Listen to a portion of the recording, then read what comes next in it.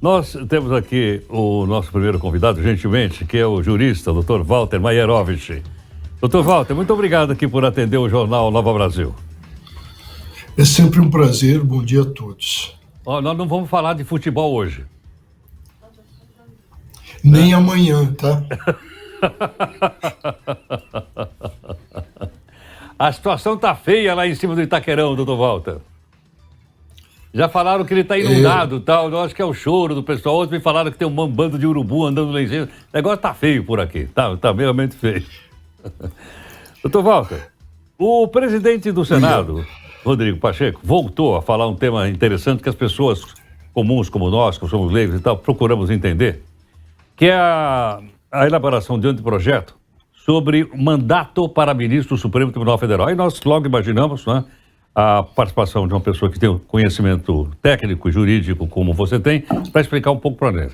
Primeira pergunta, doutor Walter. Em outros países do mundo, como é que funciona isso?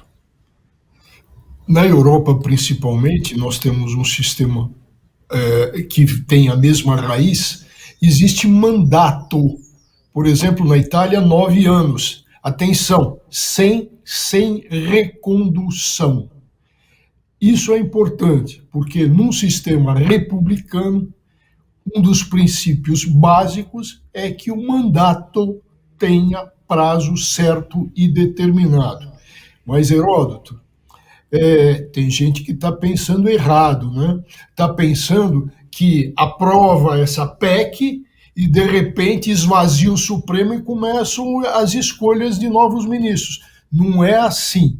Os que estão aí vão continuar, porque eles são vitalícios. Compreendo. Vão até o quê? Os 75 anos, de acordo com aquela famosa PEC da Bengala, é isso? Exatamente, eles são vitalícios. Isso quer dizer, para os 75 no serviço ativo, mas continuam com os títulos e as vantagens. Daí essa expressão que é o vitalícios. Agora, Heródoto, tem uma coisa que não está na PEC. Ou seja, se o objetivo fosse tirar os atuais ministros que estão desgastados, a população está falando muito mal do Supremo, tinha que ter na PEC o seguinte: os ministros atuais ficam em disponibilidade, quer dizer, deixam a função. Com isso, o Supremo seria esvaziado e 11 novos ministros seriam escolhidos.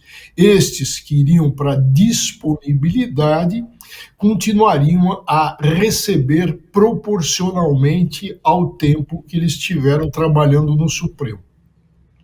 Extremamente polêmico isso, hein, doutor Walter? Sim, sem dúvida, mas que há necessidade de um mandato, não há dúvida alguma.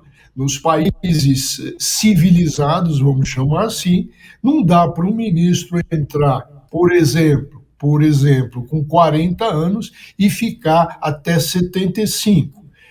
Ainda mais quando um Supremo Tribunal Federal começa a deixar o técnico e começa a virar político. E aí, muitas vezes, vira até legislador. Isso dá um desgaste, Heródoto. Compreendo. Agora, doutor Walter, deixando de lado, então, hoje, entendi bem. Então, valeria para daqui para frente. Suponha que fosse para frente a proposta, então, de um mandato, como você explicou muito bem, valeria daqui para frente. Isso contribuiria para maior ou menor instabilidade entre os 3 poderes da República?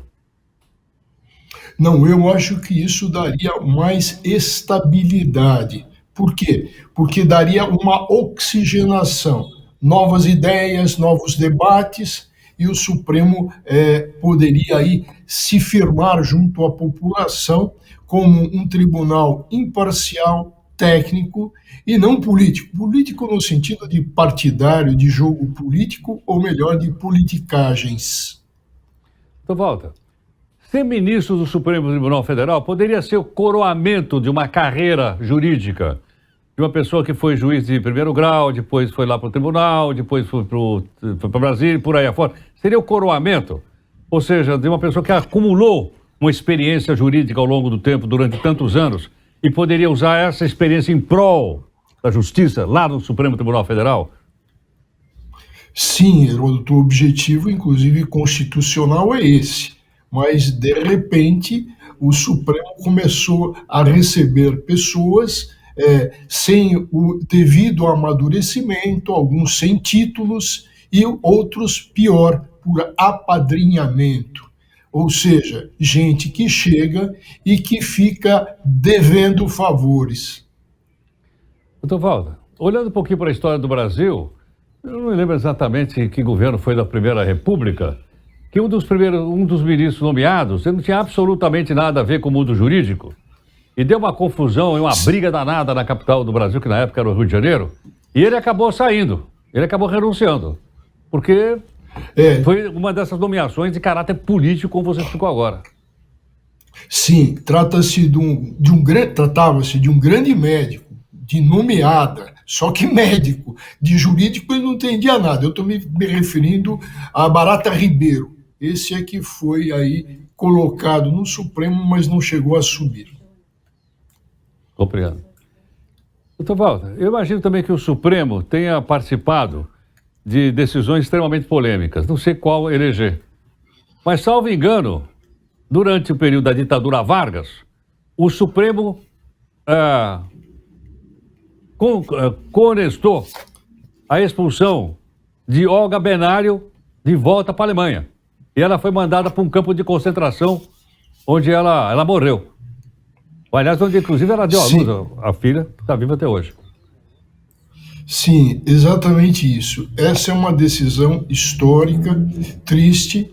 A Olga Benário era esposa do Prestes, era judia, e por isso foi feita aí essa extradição misturada com expulsão.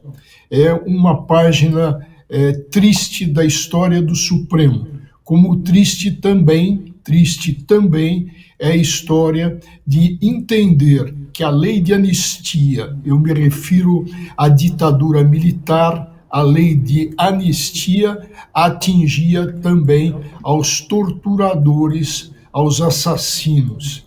Então, a lei de anistia foi interpretada como ampla e, com isso, protegeu, evidentemente, torturadores e assassinos. Perfeitamente. Doutor Walter, muito obrigado aqui pela aula. Até amanhã, Heródoto, e sem ataque, com meio de campo capenga, amanhã a coisa vai ser difícil. E com português arrogante, hein? Tá? Muito obrigado, doutor Walter Maierovitch, jurista, nos ajudando a entender questão tão importante como essa. Primeiro tem que entender. Se não entender, como é que eu vou opinar? Aí tem que chamar quem entende. Explica pra gente. Ana, e a gente forma, então, cada um forma aqui a sua opinião.